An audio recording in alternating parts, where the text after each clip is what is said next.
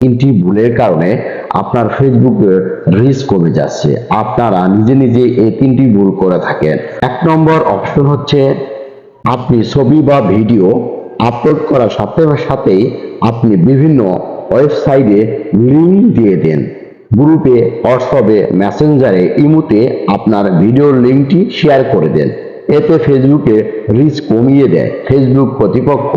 দ্বিতীয় অপশনটি হচ্ছে আপনি আপনার ভিডিও যখন খুশি তখন ছাড়েন, মানে কোনো সময় নেই, যে কোনো সময় আপনি আপনার ভিডিও আপলোড করে থাকেন, ছবি আপলোড করে থাকেন, নির্দিষ্ট সময়ে আপনি ভিডিও ছাড়তে হবে।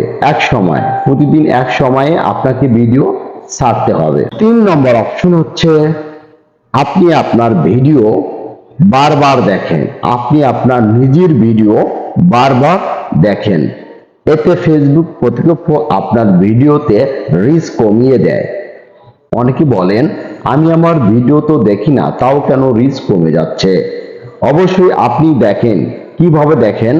আপনি যখন আপনার ভিডিওতে কত ভিউ হচ্ছে, কত লাইক বা কমেন্ট আসছে, আপনি কিন্তু যে যে দেখতেছেন, একটি কমেন্ট আসলে আপনি কিন্তু ওখানে যা কমেন্টের অ্যান্সার করতেছেন, অ্যান্সার করার সময় বা ভিডিওটি যাওয়ার সময় ভিডিওটা প্লে হচ্ছে, বারবার প্লে হচ্ছে। আপনি লাইক দেখতে যাচ্ছেন, আমার ভিডিওতে রিচ কত ওটা দেখতে যাচ্ছেন, আপনার ভিডিওতে কমেন্ট কত আসছে বা কে কমেন্ট করছে আপনি কিন্তু দেখতে যাচ্ছেন। এতে ভিডিওতে কি বারবার প্লে হচ্ছে। এতে ফেসবুক কর্তৃপক্ষ আপনার ভিডিওতে রিচ কমিয়ে দেয়।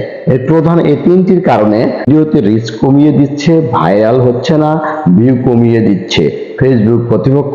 সবসময়ের জন্য এই তিনটি বিষয় ফলো করলে আপনার ভিডিওটি অবশ্যই ভাইরাল হবে এবং রিচ এঙ্গেজমেন্ট গুলো রানিং হবে। ধন্যবাদ।